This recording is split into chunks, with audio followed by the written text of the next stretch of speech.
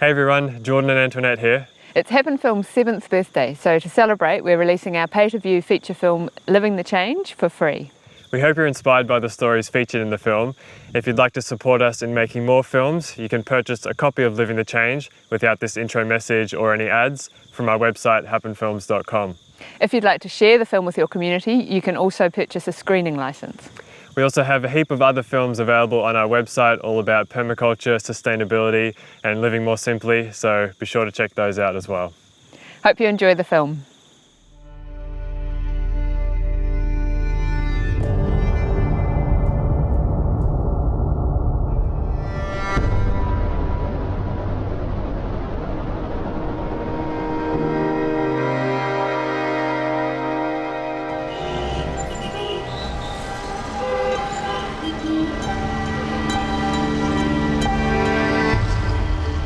The current system has to go through a collapse unless you believe that infinite growth is possible on a finite planet. The system is growth dependent. So there's going to be a collapse in one form or another.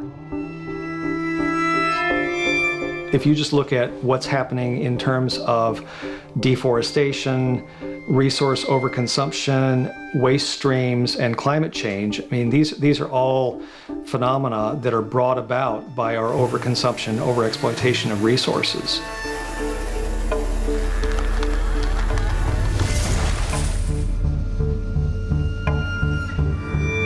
We have to leave 80% at least of the fossil fuel that we know about and that we know we could make money digging up. We have to leave it in the ground for the entire century at least.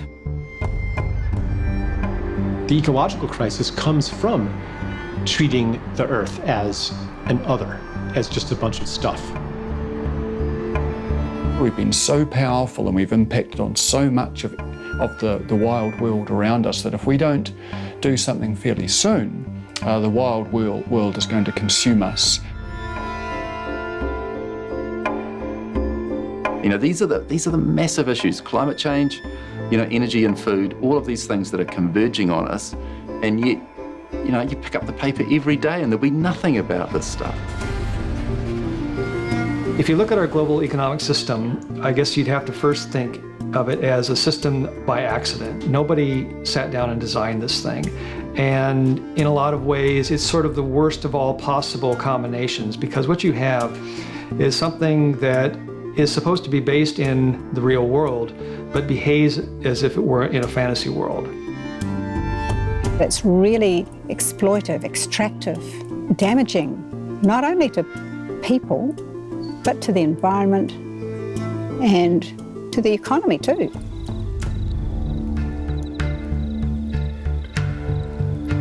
I think we're heading for some very deep water if we don't make these changes. Being sustainable is not just a nice thing to do. Being unsustainable isn't just a bit unfortunate. It is an existential threat to our species. People don't seem to get that. We actually need to do something about it or we're gone. You've probably had those moments of despair where you think it's just hopeless and the world is always going to be this way and anything we do is not enough. But there's also, and I would say that this is maybe more of a heart knowing that understands that a more beautiful world is possible.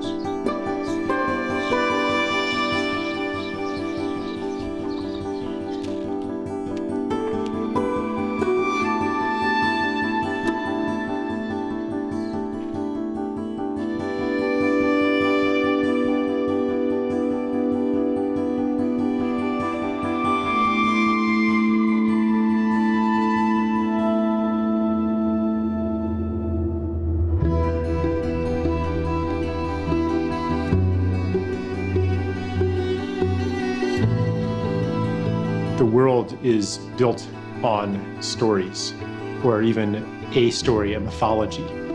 Every culture has a mythology that answers the deep questions like, who am I? What is a self? What's real?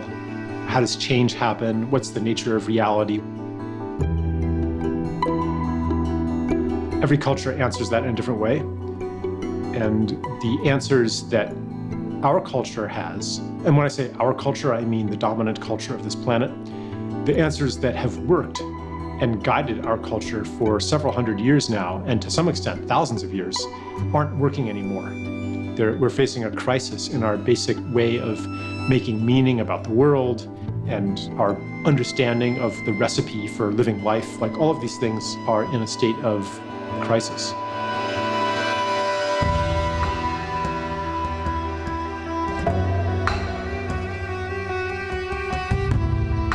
The problems that we face in terms of environmental condition, degradation, overconsumption of resources, a lot of social justice problems, really pretty much all stem from a common cause, and that's economics. The biggest problem it has right now for us, the biggest implication it has for humans and pretty much everything else on the planet, is that it's causing a lot of unsustainable growth. It's causing growth to accelerate in a way that cannot be met by the natural resources or sinks on the planet we inhabit. The money system demands endless growth. It compels endless growth. It encourages endless growth. So, in other words, it encourages the conversion of nature into property, into products. Now, the problem with this growth, of course, is that if the economy keeps growing, sooner or later it needs natural resources to support that growth.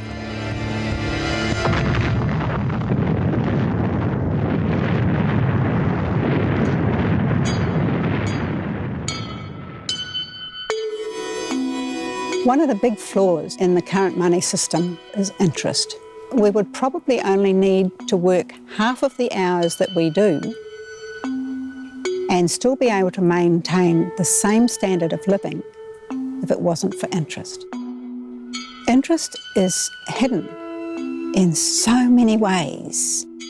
The price of any goods and services, most businesses have loans on which they're paying interest. And they don't pay the interest, you do, I do. And so that means that we have to work and work and work and exploit Mother Nature as well in the process, way more than would be necessary if it wasn't for interest.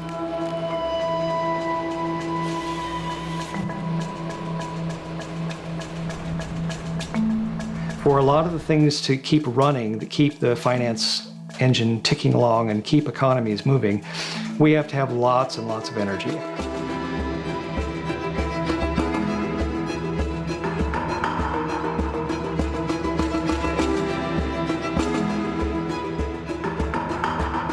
Energy for extracting natural resources, energy for shipping things around the world, energy for manufacturing, energy to promote them, energy to keep them going, energy to maintain things. So it's a lot of energy used in the system.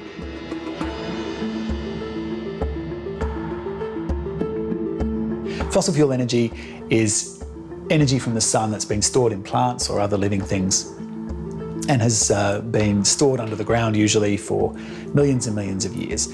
When you dig it up, you get a free bonus, basically. You get this amazing wealth of energy which you can do all kinds of creative and amazing things with. But the problem is that when it runs out, that's it. It's gone. The other aspect of that, of course, is the process of getting it and digging it up is both destructive and also expensive and requires energy to do.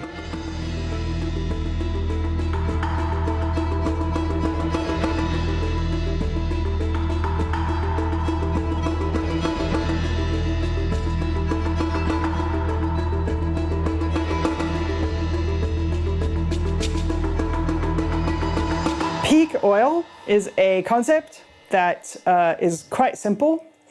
What it means is that you have a finite amount of something, and if you consume it at a steady rate, then there kind of isn't a peak, you just consume it. But if you consume it with a increasing rate, then you'll hit a point where you can't increase anymore. And that would be a peak. And then the consumption would necessarily drop off in some way. The energy return on investment from fossil fuels when we first discovered it was so big. And that's why we have the abundance that we have now, is just that free energy. And we've been having this crazy party, you know, for 100 years now on fossil fuels. It's just a crazy binge that we've been on, and we're at the end of the binge now because the energy return on investment is dwindling all the time. It's how our food system works. We talk about this green revolution that fed all these people, but it's not a green revolution, it's an oil revolution. The entire system is hugely dependent on fossil fuel inputs. You pull those out and I guarantee you within days the whole thing is going to fall down.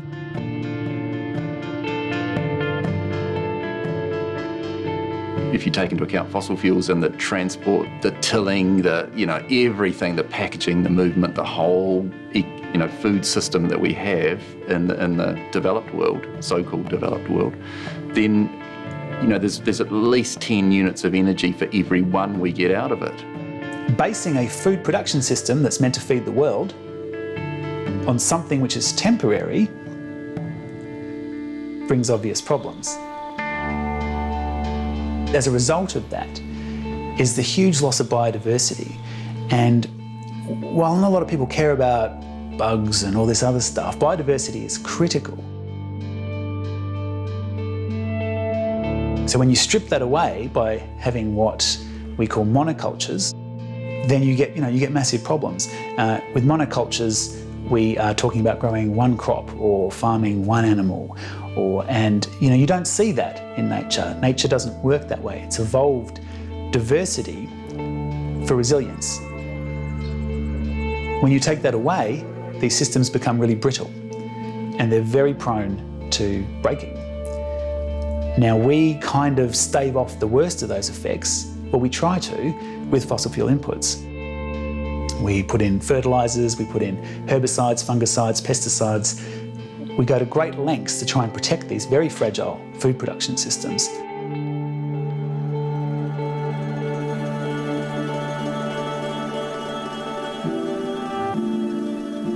I think what a lot of people don't realise is that our food system is incredibly vulnerable.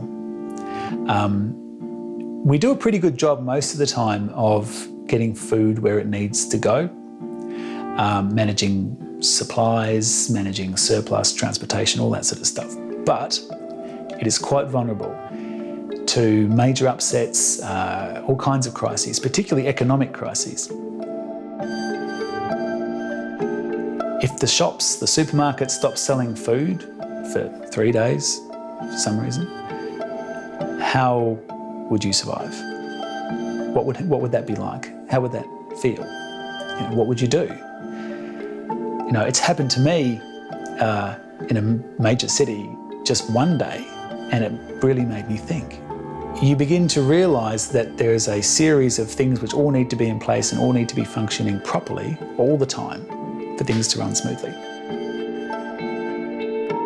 In a world of increasing climate volatility and the economic pressures that can bring, it's really easy to see how a bad situation could develop. So this is the kind of scary reality, and it's coming fast. So unless we really, really quickly change our food system and how we do it, then there's going to be huge impacts on humans, let alone the other animals on the planet.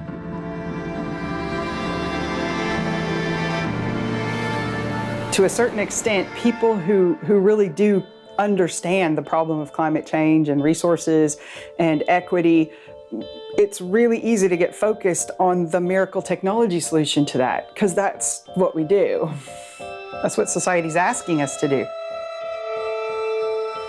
I think if technology could have solved all of our problems, then it would have already solved all of our problems.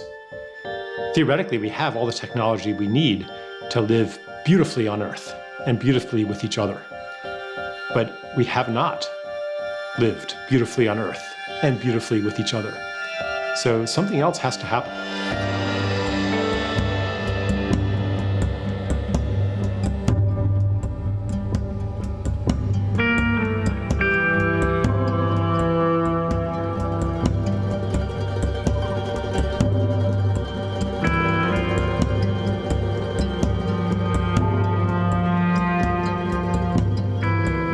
100 years from now, every solar panel we build will be rubbish. It'll be toxic waste, in fact, somewhere. I hope somebody figures out what to do with it. Every windmill we build now won't be running anymore. It'll be, hopefully, a lot of it'll be recycled. I don't know. But the carbon we put in the air will still be there. You're never going to have air travel with renewables. You're never going to have steel with renewables. You're never going to have electronics with the renewables because you need diesel. So making sure that you leave some diesel for later is kind of important. I'm not disillusioned with solar or wind or anything. I know that the substitution of those things for fossil fuels isn't possible. So as long as we keep telling ourselves the story that it is, we aren't actually doing the thing we have to do, which is to just leave the stuff in the ground, which means what? There's only one thing you can do then, which is to use less of it.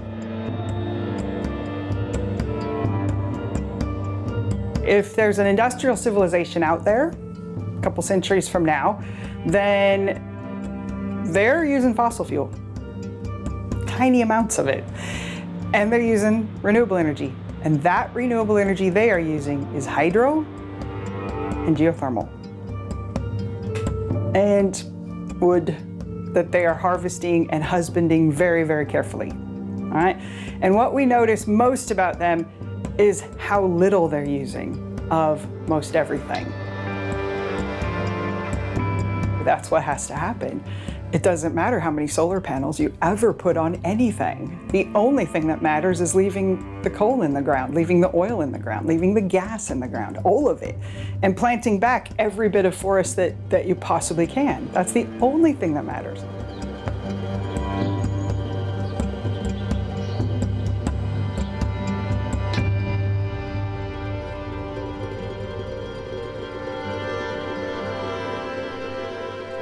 The history of civilization has been kind of like a history of an increasing power to dominate and control the other, the cultural other and also the natural other.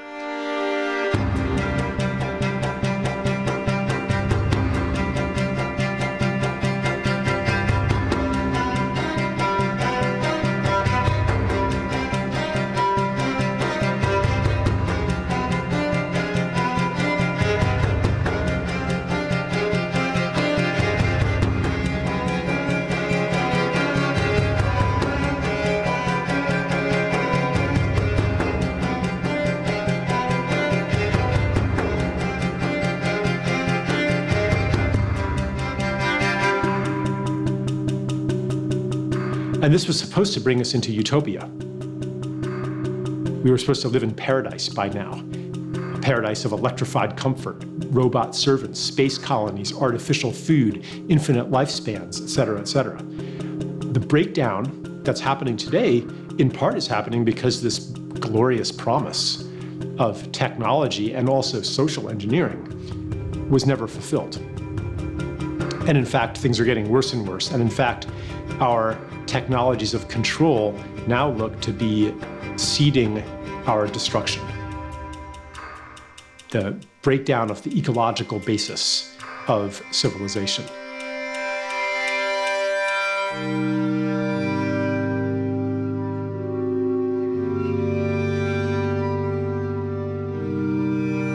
We don't know anymore what the answer is. We don't know who we are. We don't even know what's real, because on every level, the story that answered those questions is breaking down.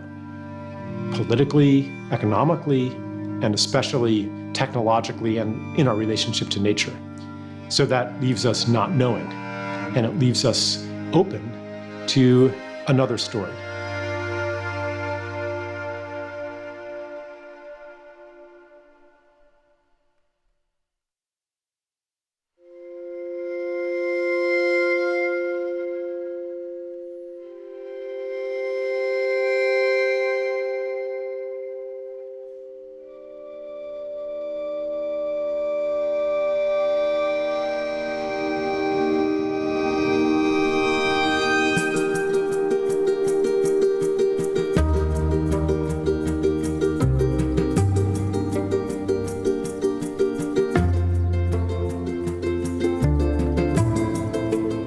If we want to solve health crisis, food quality issues, economic issues, we really have to change the system and the infrastructure of the system, and we have to create our own infrastructure.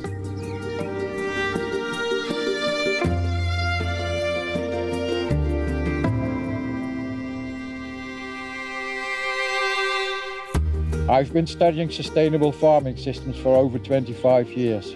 There are no real issues. We can solve all of them. There are really easy answers to grow food quality and do that with good environmental care. That's the easy bit. We are in a position to do it properly because of the CSA. Our members allow us to create that diversity. That other old system doesn't allow you to create that diversity. CSA stands for Community Supported Agriculture. It means that a farmer starts growing food, and growing food, there's a lot of unknowns in there, and you have to start at the beginning of the season, and you don't know for whatever reason if you're going to harvest all the things that you've planned to harvest, that you've started sowing months back. So the idea is that a group of people support the farmer, so the farmer knows he's got an outlet, and the members that we have, they know that every week they're going to get a box of healthy fresh foods that have been harvested just before they got them.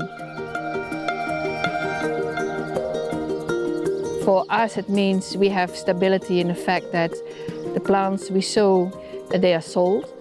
We don't have the issue of food waste, because if a broccoli is small and it normally wouldn't be able to go to the supermarket, we can give people two.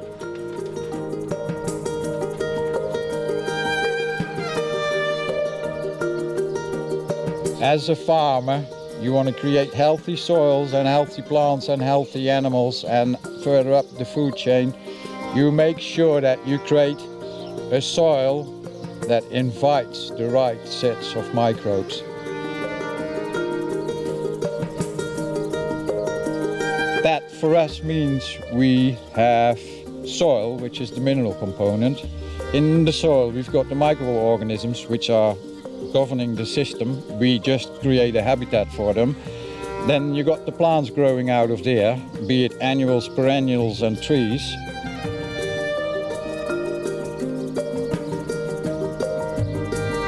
Then amongst that you've got the insects living in there, and then we've incorporated pigs, sheep, cows, ducks, geese, and I'm sure we're forgetting a few bits and bobs, and every single item adds value.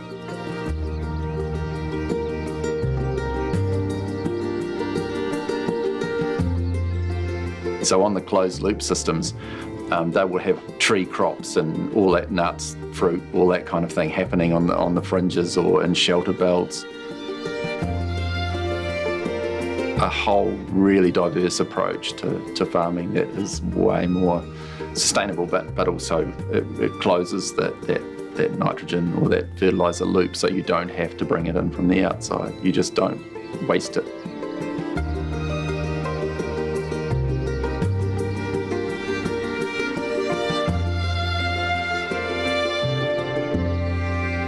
While eating less meat is a really important thing to do, it's important to recognise that you can't have a healthy ecosystem without animals.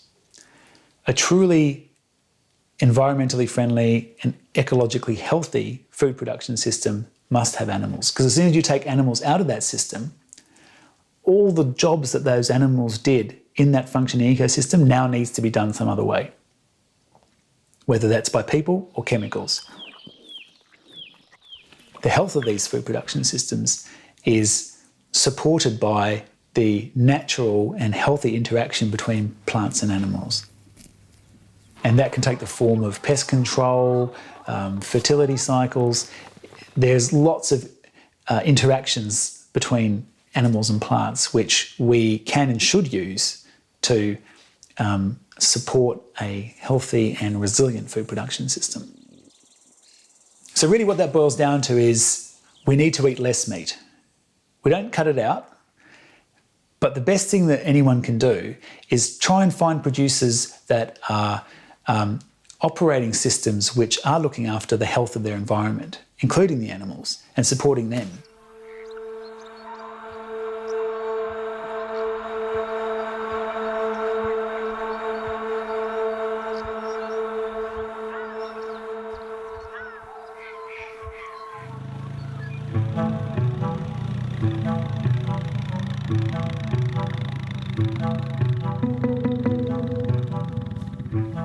What comes out the back end of a worm is really good stuff.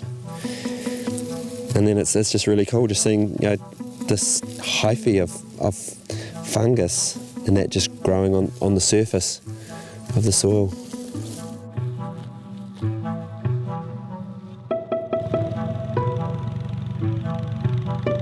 So holistic grazing is a management technique that's been devised by a Zimbabwean man, Alan Savory, and he was observing the large herds of buffalo in Africa, and it could be bison in America, and just, you know, massive herds of ruminant animals.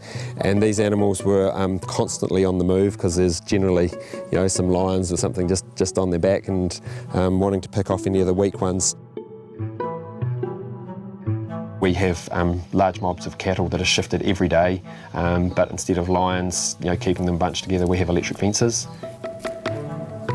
And each day they're going onto fresh grass, and it's long grass, and so they're not eating it all. Some of it's getting trampled, and with the dung and urine and that, it's just all forming that kind of compost heap on the ground. Other farmers might be looking at us and saying, well, you're just wasting all that grass because it gets dry and stalky and what have you. But, you know, my reply is that waste is a human concept. Nature doesn't do waste. And so we are using that pasture as part of our fertiliser program, because that's what's getting put down on the soil and broken down and going back into building soil.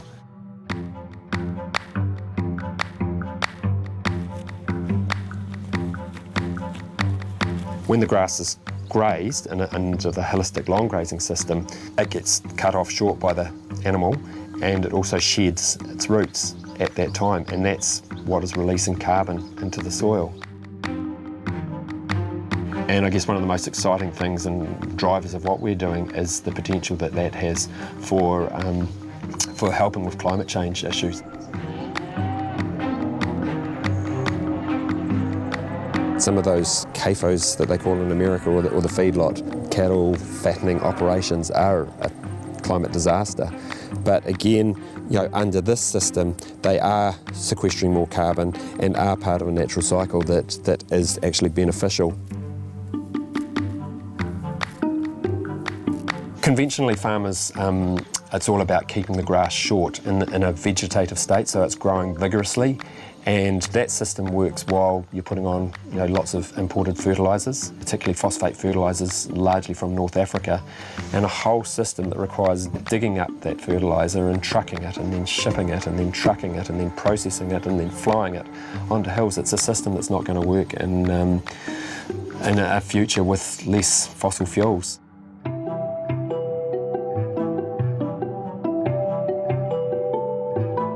What we're doing on the farm here is trying to reduce the amount of fossil fuels that it takes to produce food. We've got the cattle going around. We have, you know, hens following along behind the cattle. There's pigs on this farm too, and we're milking a few dairy cows, and all that is really about using a perennial crop like grass, pasture with forage from trees and that around as well, so we can produce eggs from the chooks and pork without relying on so much of the annual grains and all the energy that's involved in producing them. So just trying to get the fossil fuels out of our food system as much as we can, and producing healthy natural food.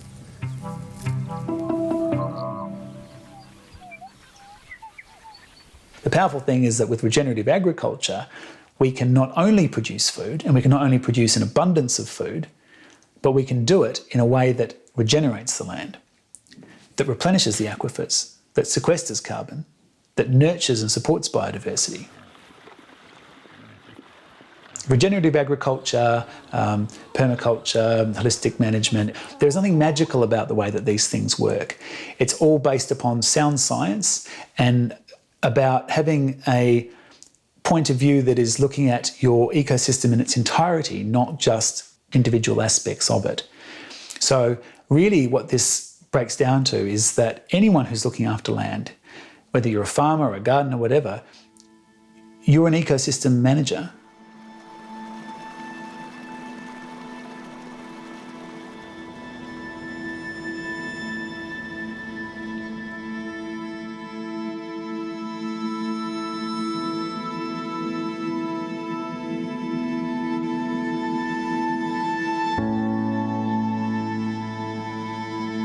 My philosophy about what to do in the world isn't go to a pristine area and live there and enjoy your life.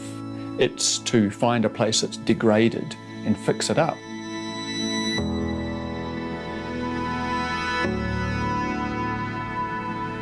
"23 years ago, we started developing the food forest system here.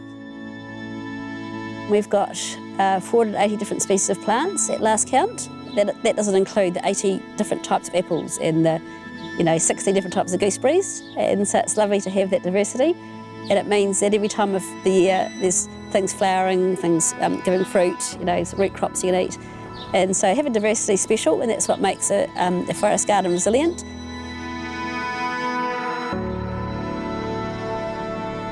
This property had been abandoned for probably 40 years. No one lived here, an old house had burnt down on the spot. And the top area, this area where the house is now, was completely covered in junk and the remains of the old house. Most people would have not even crossed the threshold of the property to have a look at that, I don't think, because it didn't look very appealing. But to us it did, because I thought, well, for one thing, nobody wants it, so it's probably going to be cheap, and it was, cheap to buy. And secondly, I thought, I can fix this. A food forest is a permanent planting, so you want to set up just like a forest system. So a forest system can be there always. The big trees and the middle-sized trees and the bottom layer and the ground layer, they work together. Some plants take up some minerals and give others back, and another one does something else. Growing out in the forest garden there, aside from the native trees, which I've used as a framework or a platform for building everything else, and those provide me with shelter from the wind and also nest sites for the birds, and the birds are a really important player in the management of the garden, in the tikoko, the cabbage trees that I've got growing there. Starlings nest in almost all of them, and those starlings, as they're feeding their youngsters, their babies, are flying out and finding any soft-bodied caterpillar or grub they can. So there's our pest management for that kind of thing. And then as an understory, or the second layer down to that, we have our fruit tree layer, which is our heritage apples and pears and plums and nectarines and peaches, apricots. And then below that, a layer of berry fruits and currants, red currants, black currants, white currants, gooseberries, Worcester berries, all of those sorts of shrubby plants that like to grow in the semi-shade. And then wrapping around all of that are the biennial and perennial herbs, some of which are edible, some of which are medicinal, and then below that there are bulbs and root crops that grow, such as parsnips and wild carrots, those kinds of things. And then winding their way up through these things are vines, like grapevines and kiwi fruit and Manchurian gooseberries and hops and all sorts of things, which kind of bind everything together and tie the forest together. It's so peaceful when you walk about, and it's just all the different flowers and the energy and action and all the insects, and the birds have their own little life, and so the birds are doing all their thing up in the trees and coming down to feeding, and insects are flying around and having babies and flying off on missions. It's like being in another universe, really. It's just amazing, and to me it's how life should be, with that livingness and the interconnectedness of all the plants and the bees and the herbs. In a forest garden like ours, the major player is wildness, is, you know, the natural world and all of those things that happen in there. And my job is just to kind of mould that to suit our purposes to a certain extent. We are not separate from the wild world. We are as wild as it is. But we've worked towards a form that is not fitting in with the wild world at all well. And it's going to realign us fairly soon, in my view, unless we can recognise that we need to be fully integrated into that world.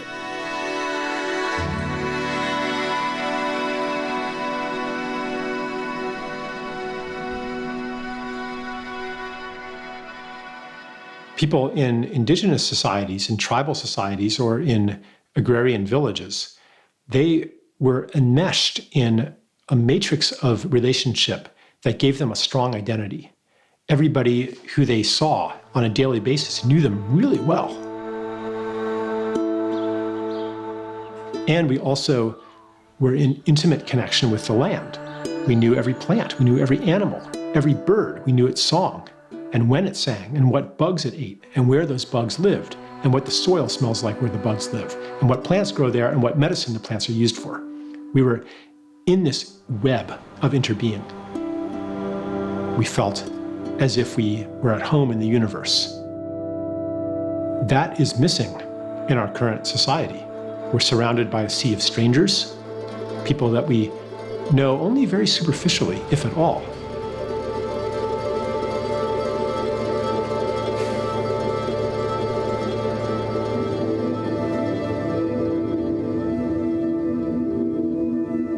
For Maori people, the ancestors and the land are all part of one. We come from the land. And most people, humans on the planet, relate to land one way or another because they belong to it. And they forge their own identity out of it as well. And that will always continue to happen. It's like a biological bond between a mother and her child. You can't break it. That bond is enforced when the genealogy of the ancestors, of their families, grandparents, is emotionally installed in that person, that they feel that they belong here.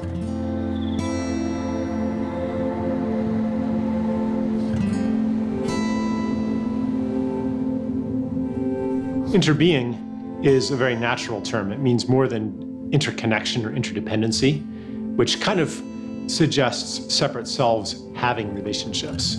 Interbeing is more of an understanding that we are relationship, that my very existence depends or draws from or includes your existence.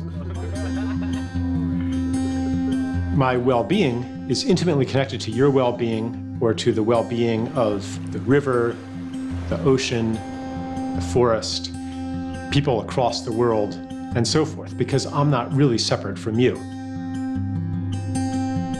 And that means that in the story of interbeing, I know that whatever I do to the world will come back to me somehow.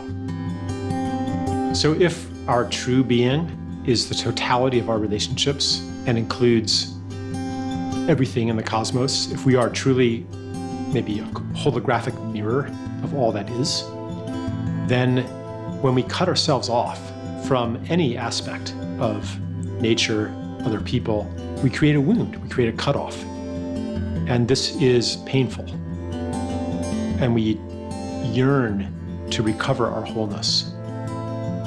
However, due to ideology, due to the economic system that we're immersed in, due to cultural factors, due to many, many, many reasons, the reunion that we long for is unavailable to us. That is good for business because it drives consumerism, it drives acquisitiveness, it drives greed, it drives all kinds of neurotic behaviors that seek to compensate for the missing relationships.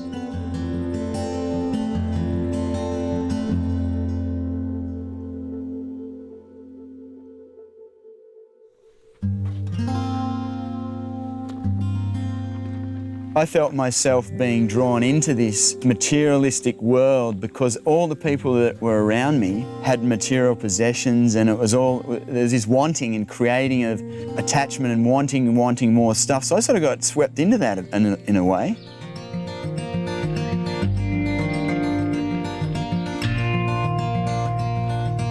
So yeah, I studied business and I was involved in finance, and more specifically the stock market. So we used to help people manage their money. And one of the organisations I worked with, we used to manage hundreds of millions of dollars for people. I wasn't from that background, from a sort of a conservative sort of upbringing. Then all of a sudden I'm involved with guys that are driving luxury cars and living in an expensive house in Sydney suburbs. It's sort of a bit overwhelming. A lot of the guys that I'd worked with, they were multi-millionaires. But 20 million wasn't enough. So they have to have the 3 cars, they have to have a holiday home, they have to have a boat. And what happens is you can get trapped in that lifestyle, hey?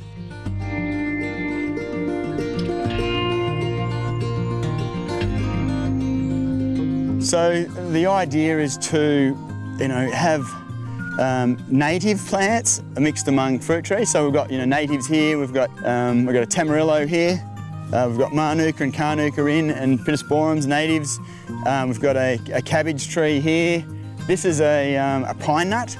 So those are really expensive nuts you get in a supermarket. This is one of those that takes about 10 years to get any fruit on it or any nuts. So that's a long-term project.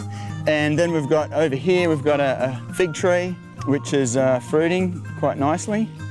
And then for the monarch butterflies, we've got a couple of swan plants, which they really enjoy, and we might be lucky to see one. Here he comes now. It was only after Beth and my wife and I made the move to New Zealand, we just had enough of the whole corporate life, and we wanted a slower, simpler lifestyle. It was then the realisation sort of hit home. I started to research more, read hundreds of articles and watched hundreds of documentaries and all sorts of stuff.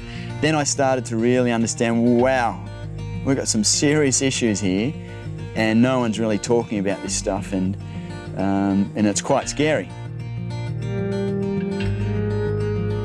I guess with realisation of some of the broader issues such as climate change, peak oil or resource depletion, and the extinction crisis we're currently going through, and it's sort of like these massive issues are being given lip service by governments and organisations, and it's like, it'll just won't happen, or it'll just the system will solve this problem, and that's what it sort of feels like. So I guess that brings up a lot of emotions like, frustration and anger and guilt. And it's like, why isn't someone doing something about this? Oh, here we go, here's strawberry. So here's a nice one. I can look at the colour of that thing. Then I started to research permaculture and realised that it was an integrated approach to how we're living. So at the moment, our current society, it's a fragmented approach to living. So everything's compartmentalised or separated, whereas permaculture is a holistic approach to how we're living. It integrates food, environment with your lifestyle, and taking care of people, the planet, and the natural resources. So a lot of people come over to our property and have a look around. They go, what about all your fruit trees? Do you get pests and stuff like birds that eat them? And I said, yeah, sure.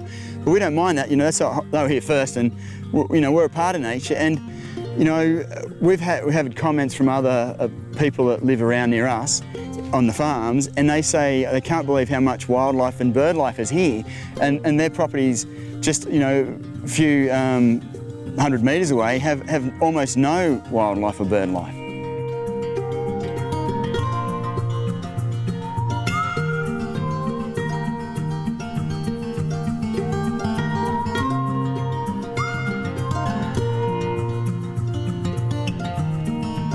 So, we're attracting bird life and wildlife through just letting nature be as opposed to wanting to control it.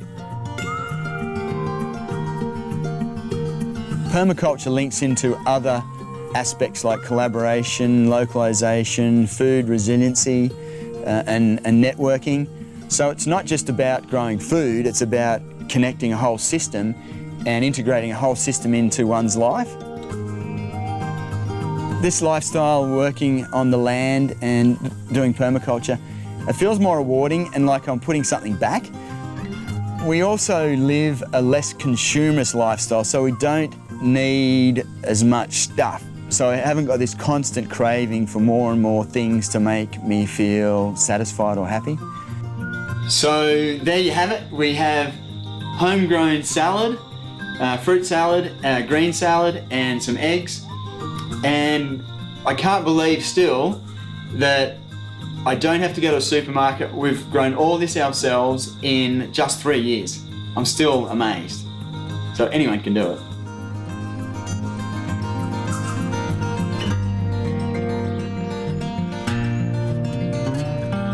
When I was living in big cities, it was like I had to get away to connect with nature. But when I wake up every morning, I come outside and I'm immediately in nature here, I don't have that void anymore. I've just got this instant connection and satisfaction. It's hard to explain.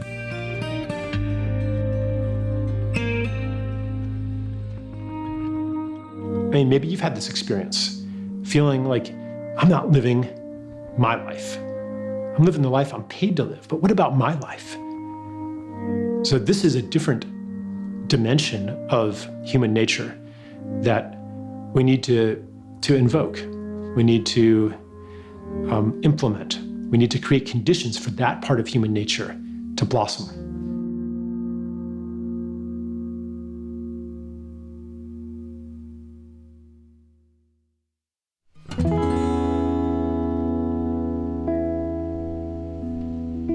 We had been living in Katikati, and I was working a regular job as a GP in the practice there. And then I just found these kind of warning signs that I was starting to get out of balance. I'd be lovely with my patients, but I'd come home and be kind of shitty.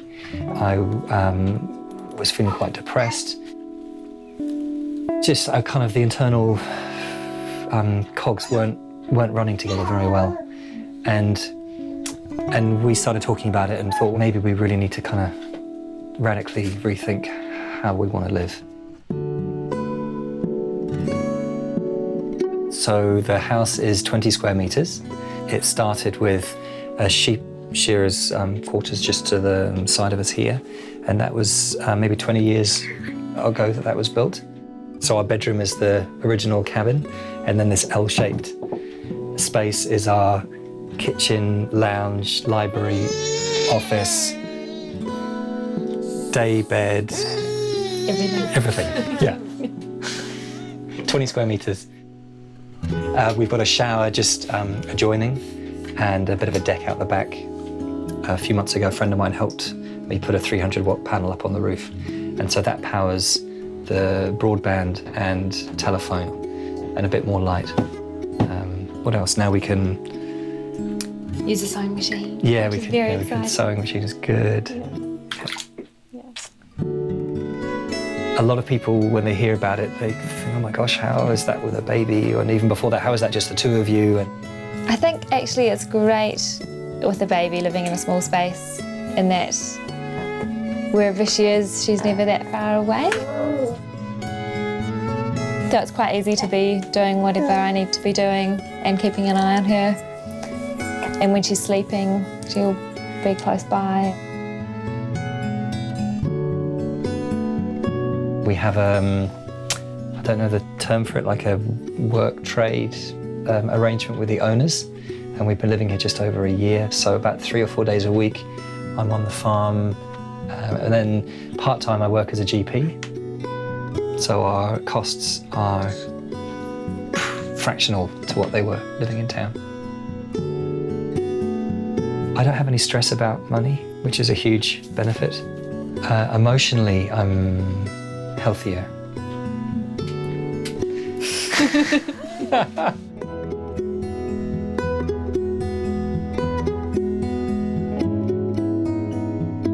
It was a choice wanting to be more immersed in my environment and more directly connected with my needs, where my food was coming from. And I love going out and seeing the garden each day and seeing how things have changed. And yeah, it's like having a relationship with a living thing, or lots of living things.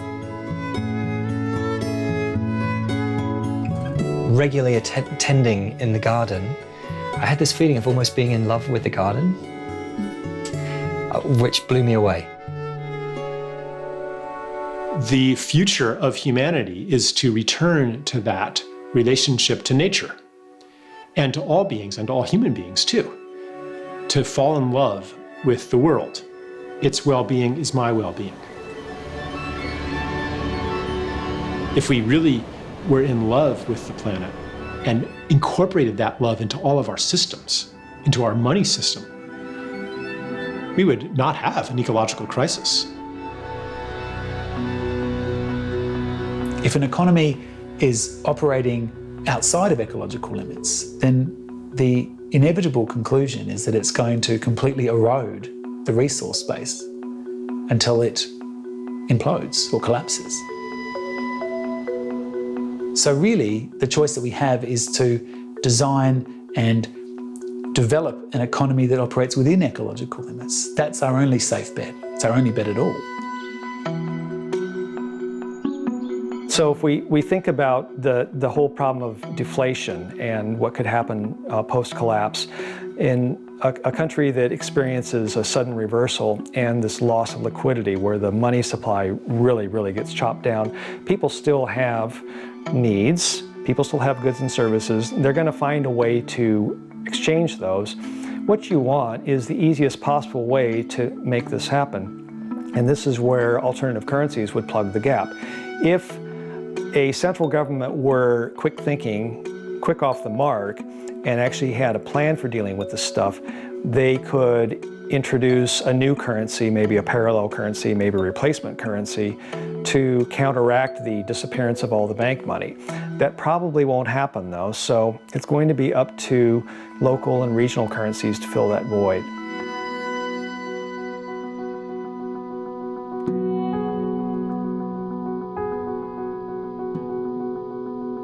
I woke up one morning and jumped out of bed without even being conscious yet, saying, I'm going to start a local currency.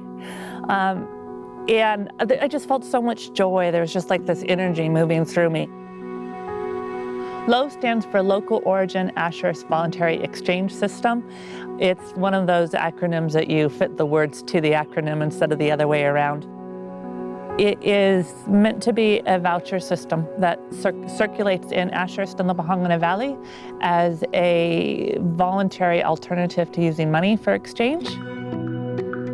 So LOAVs is primarily trading at the Ashurst Community Market, and we have about a dozen or so businesses that are accepting it there. We've got the cheesery, we've got the fudgery, we have several plant businesses. We have a business consultant who accepts it outside of the market, and there's half a dozen others that are accepting it as well. One of the primary benefits of the currency in my mind is the awareness raising that goes along with it. We're after not the currency itself, but the relationships that come out of the currency. So one of the major things is this awareness campaign around the benefits of buying local. The benefits of having a commitment between customers and businesses, of knowing what's available in your own community, of going to town instead of the city when you need something, of supporting your neighbors and looking to your neighbors and their businesses as a primary way of meeting your needs. The wealth generated by using our local currency, 100% of it stays here. There's no interest, and it just keeps circulating and recirculating in the local community. And rather than being considered in competition with the national money, it's actually complementary to it. So you strengthen these local connections. Of course, that's a very resilient thing to do because it just means that if things are rough, you've got friends, neighbors, and people in your region that are able to help one another out. Time banking is a very interesting development in that it uses a very egalitarian basis. It says everybody's time is equal. That doesn't matter how skilled you are or what your qualifications are or what you do for your day job, that your hour is worth the same as my hour.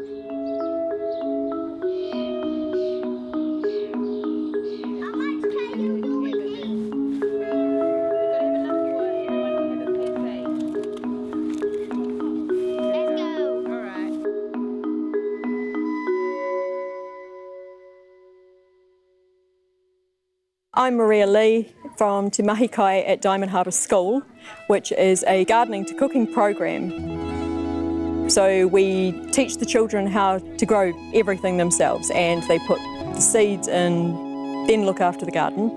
And then when it's my turn, we harvest what they've grown and turn it into lunch.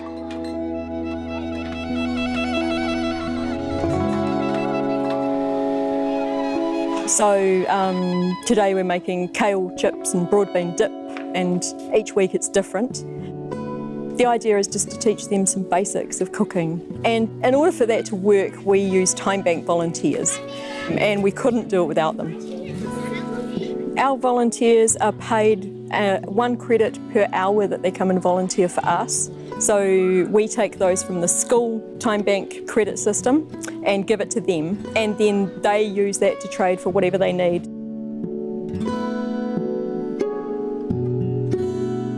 It's always easier to build your barn while the sun is shining than try to put it up in a howling gale.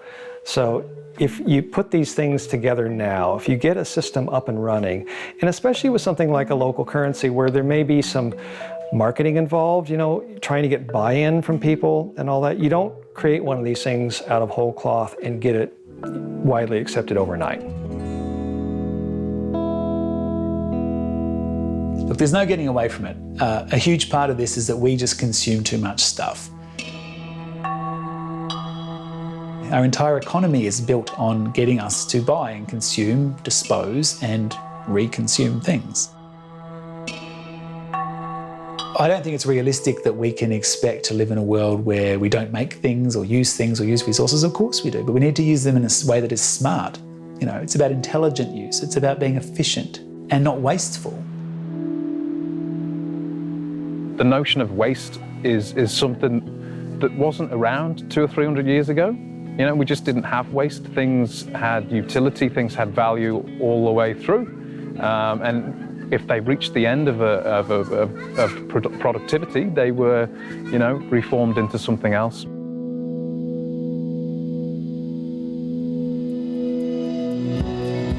Welcome to Bayswater Repair Cafe. A repair cafe is a free pop-up event where local community experts in a variety of different areas offer their skills and services to other people in their local community for free. You know, every year we send a crazy amount of stuff to holes in the ground, and this is about maybe doing something to address some of that flow, but also in the process of doing that, bringing people together in a beautiful way that connects people, creates some networks and maybe even some friendships.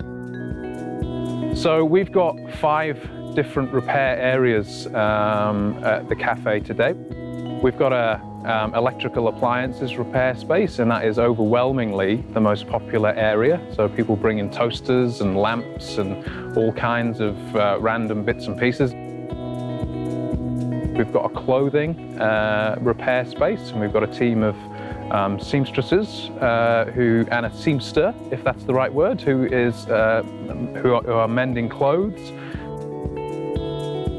We've got a guy who is repairing wood and pieces of furniture, and we've got general repairs, and we've also got 2 bike mechanics.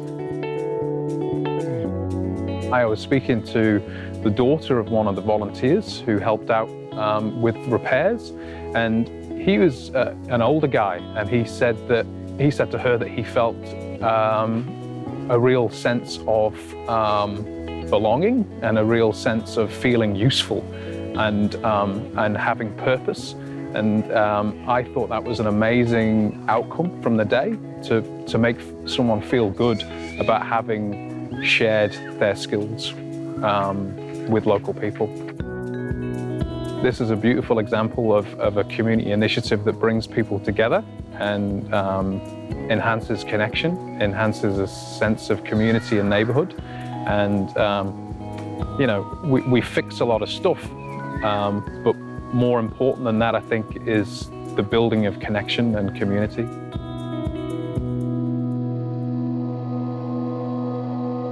It's really important to remember that when you dispose of something, you can't throw it away. When you throw something, it goes somewhere. You might not know where that is. It may be out of your sight, maybe out of your mind, but there is no such place as away.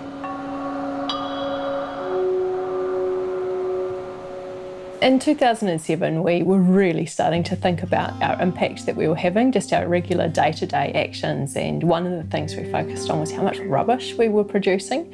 I mean, we could have focused on anything, but rubbish was so visual, and we're just every week rubbish bags filling up. And so we somehow decided to challenge ourselves. We can't even remember whose idea it was now, but we did this crazy thing where we thought, right, we're going to try and make no rubbish for the entire year.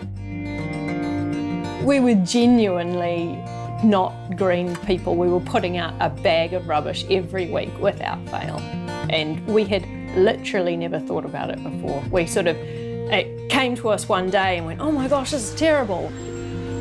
In terms of the challenge was to try and live for 1 year with less than a city council rubbish bag. And most of it was made up of items that were out of our control. So the radiator hose on the car burst, and so we had a radiator hose. And we tried to carry on doing things that you'd normally do. So we were renovating our home back then, and we had all the lead paint from scraping the weatherboards. So in practical terms, that's what we had left over at the end of that.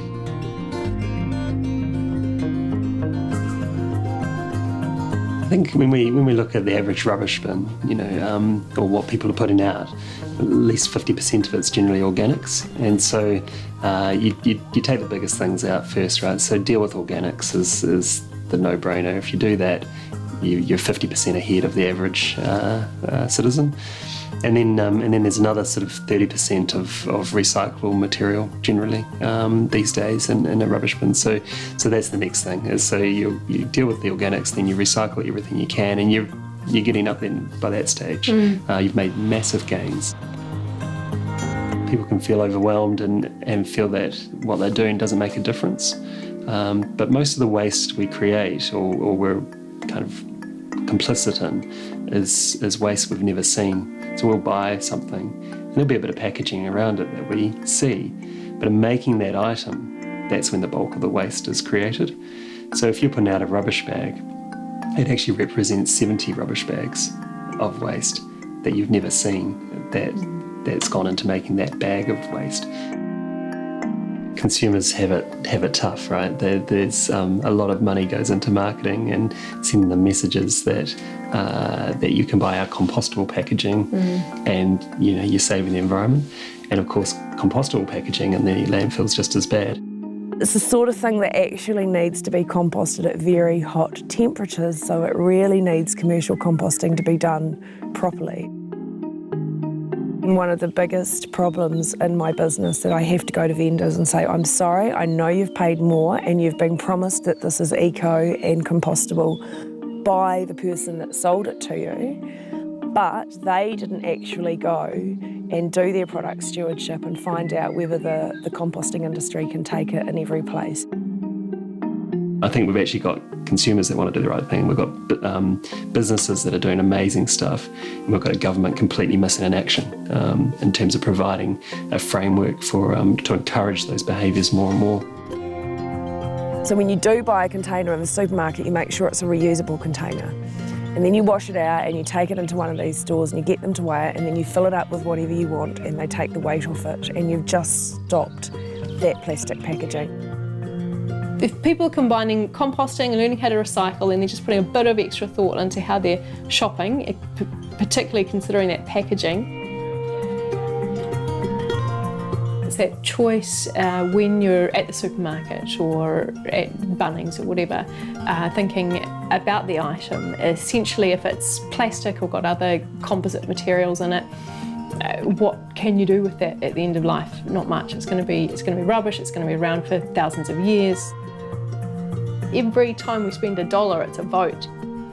We have so much power, so much more power than what we realise. So it's like, keep on that knife edge. Like, yes, see that it's a big, that yes, there's big issues, but also, yes, we can make a difference.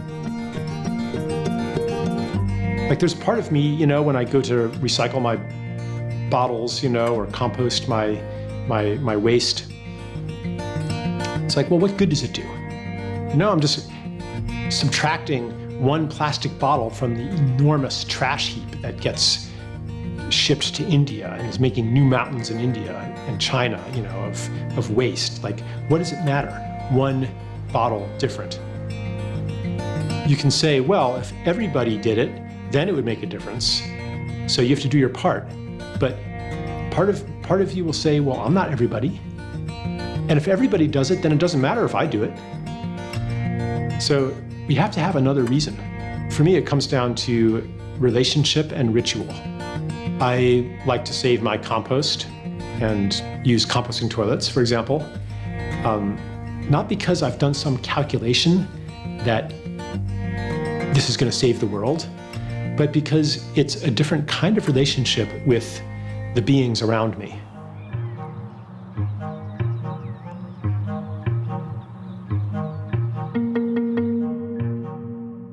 Composting toilets, like composting your own shit, processing your own toilet waste, is a real basic fundamental thing that we should all practice. It's a simple way of demonstrating self-responsibility.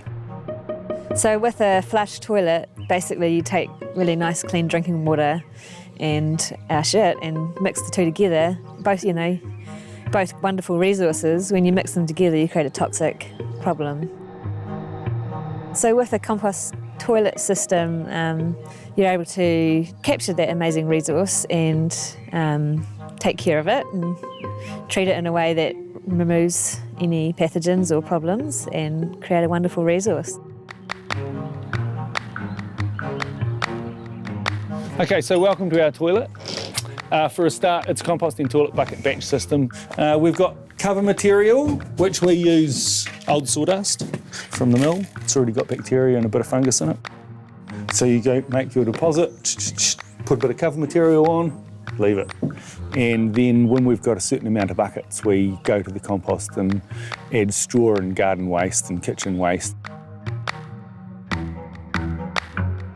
And this is one I did maybe a week ago. And we'll put the compost thermometer in here and see what we're looking at. We're still looking at 50 degrees, it's going up. It got up to 65 degrees the other day. I recorded it at. You know, there are pathogens you have to consider. There's roundworm eggs and all these different kinds of worm eggs that can exist in your manure. If you do a hot compost, that's the safest way because you can nuke all those things within hours.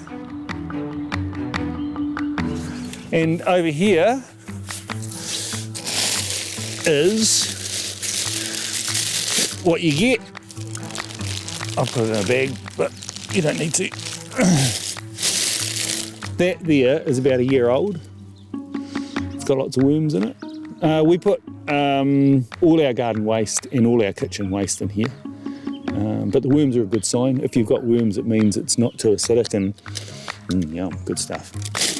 And that goes straight on the garden and the plants love it. And we love the plants. When it's finished composting, it doesn't look like or smell like anything like poo. It's just beautiful black compost. We've monitored it closely, we've watched the temperature, we know all the pathogens have been nuked. We feel confident in our process, so we feel safe to use it in our garden. Anyone can do this, it's just really a matter of being engaged and wanting to do it and getting the knowledge. It's a knowledge-based system.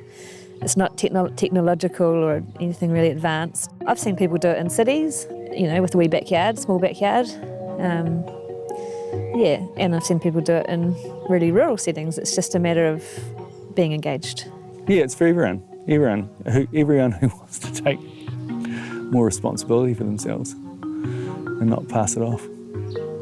Everyone who values their poo. I value my poo. I value your poo too, so you're welcome to leave a deposit before you go. It's sort of expected, actually. No pressure. I've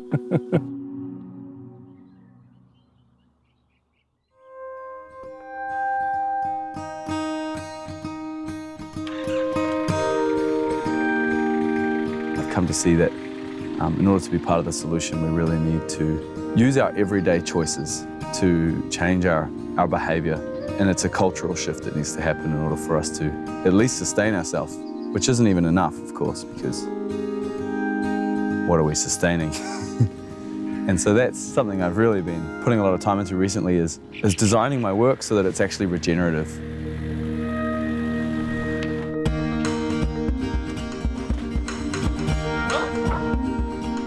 Sort of out of necessity, I started this organic waste collection. Check this out.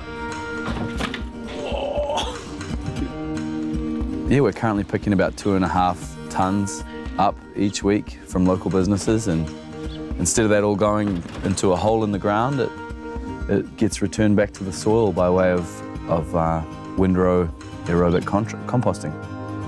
So we currently have around 45 businesses on the Y-Waste collection, and they have a number of bins or buckets, mostly wheelie bins, and some have up to 5 wheelie bins at their business.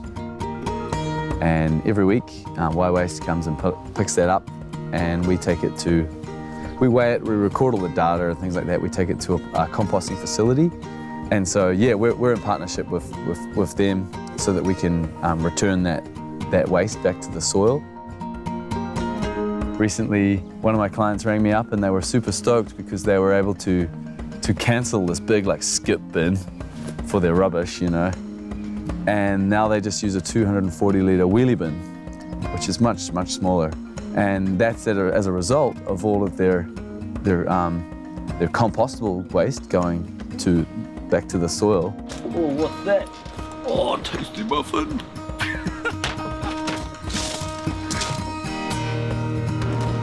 I'm really passionate about composting as a solution of minimising our waste and our impact here on this one planet that we have.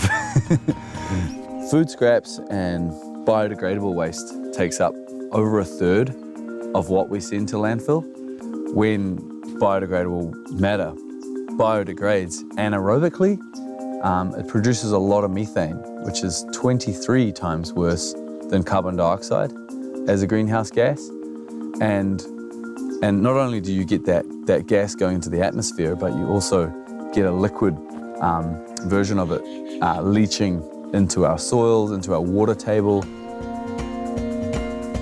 So what we're trying to achieve here is build a really hot compost around this drum, and also build all this irrigation into it, so that when that aerobic hot compost heats up, we should be able to pump water through the system out and over to these bathtubs over here, and have free biologically heated hot water. The reason why I'm so enthusiastic about compost is that it's fertility in its purest form. This is how nature builds soil. and that enables us to grow more food. And if people are conscious of composting, they're probably going to become more conscious about what they're eating. And if they're opening less packets, that's good for everyone. That's good for the planet, that's good for our people. If we can get people to focus on eating better, then we're actually able to produce a lot less landfill waste and a lot more biodegradable waste, which then can be turned into more fertility to produce more food. So the healthier we eat, the better our waste is and much easier to manage and return to the land. People talk about thinking global, acting local. I suppose I'm really sitting in that truth presently. I'd rather think global and act global, but we've got to start somewhere, you know. And so, yeah, that's the change that I'm wanting to see in the world. So I'm being it best I can.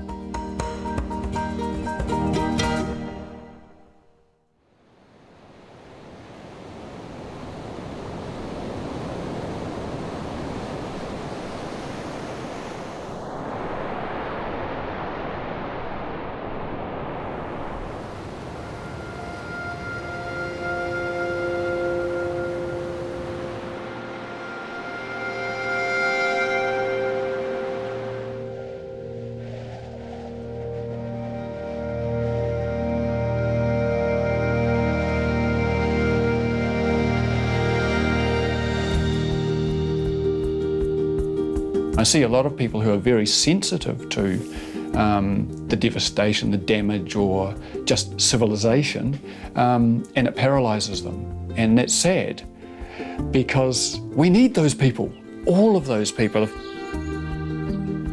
You know, there's lots of things that could depress you out in the world, but if you take each negative act as almost like an opportunity or a provocation to do your thing, which is the opposite of that, you know, give more life, then it's fun. Then it's a winnable game. That's how I see it.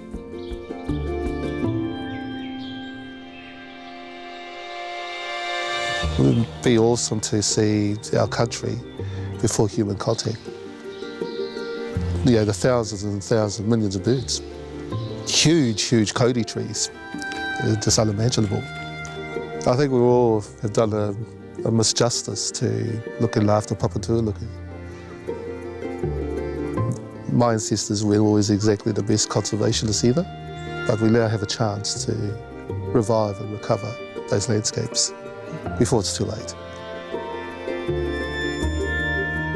Over a 3-year period, we planted 85,000 trees.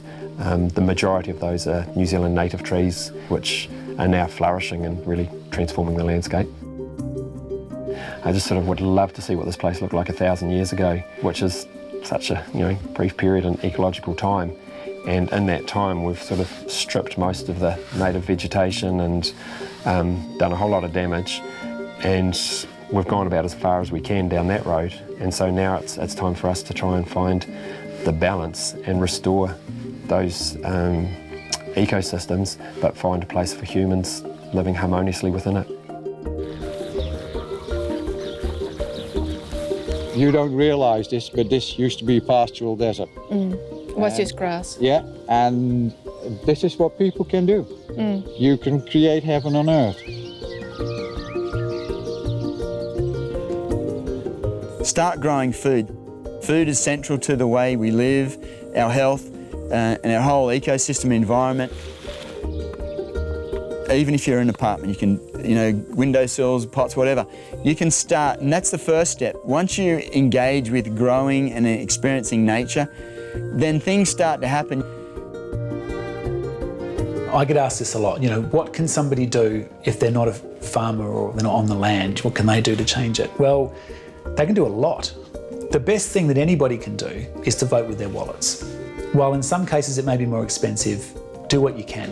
If you see people in your area that are producing food that is ecologically healthy, they're doing it in a way that is looking after the environment, then that adds up. The more people that do that, the less expensive it will become as that becomes normalised. you know, from an individual's point of view, the biggest change by far that we can achieve by changing our own lifestyle is to reduce the amount of meat we eat. That will have a much bigger effect than what we do transport-wise or almost anything else. There's a lovely poem that talks about we don't have to be good, we don't have to walk 100 miles on our knees repenting in the desert. We just have to do what the soft animal of our body loves. And I really like that. I really like that. For me, this turns out to be what I love. And I have a suspicion that this is actually the blueprint, and there's something when people get to it, everybody would want to live this way, I suspect, but it might be a really long journey for some folks to get to that knowing. Last year, I made a submission to the Council long-term plan that I thought climate change was by far the most urgent and important issue that Council should be concerned about. And they said, and what would that look like? I got a reaction. So I ruminated on that for a while, and I took it back to a group that I was part of called Project Wairarapa. And they said, yes, let's do this. You should have heard the buzz at that first meeting. It was fantastic. And that feeds me, that encourages me that I'm doing something useful.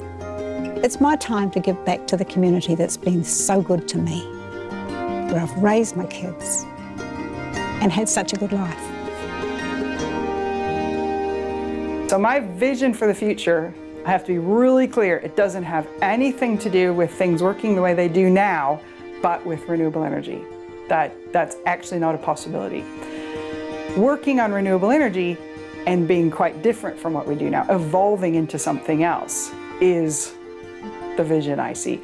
Now, how well that's all working, how high a quality of life that is, how fair it is, how equitable it is, how stable the governments are, how much war has come between now and then, completely depends on what we do right now. I think that the place that we're going is a place that we cannot see from where we are. It'll only emerge or become visible as we move toward it. But so I'm not going to say, okay, here's the blueprint for the future system. I've thought it all out, and now I'm going to tell you what it is. But I do catch glimpses sometimes, One thing that comes to me is that in the future, we'll feel really at home in the world. We will be intimately familiar with the landscape around us. We will be in rich communities. Like the best experiences you've had in your life, the most authentic, the most vibrant, those don't have to be exceptions. Trust what feels loving, trust what feels good, trust what feels aligned with who you really are. If you live by that and spread that vibe, and other people start living by that, then the whole planet is going to change.